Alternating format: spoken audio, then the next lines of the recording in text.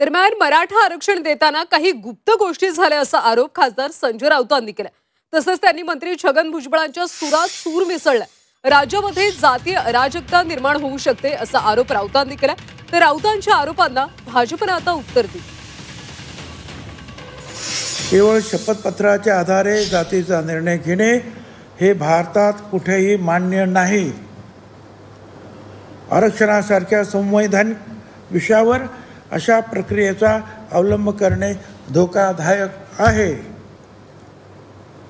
आणि म्हणून त्या सगळ्याचा विचार करून 2/9/25चा निर्णय जो आहे त्याच्यातली संदिग्धता दूर करावी किंवा मागे घ्यावा, अन्यथा राज्यामध्ये तणाव आणि अराजकता निर्माण होण्याची शक्यता आहे। हे पत्र आम्ही काल त्यांना दिलेलं आहे।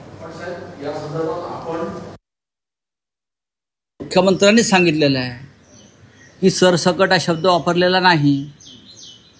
मराठा समाजाला आरक्षण देताना काय गुप्त गोष्टी झाल्या ते हळूहळू आता बाहेर पडते। त्याच्यामुळे मला भीती वाटते की मराठा समाजाची फसवणूक झाल्याची भावना निर्माण झाली तर या राज्यामध्ये अराजक निर्माण होईल।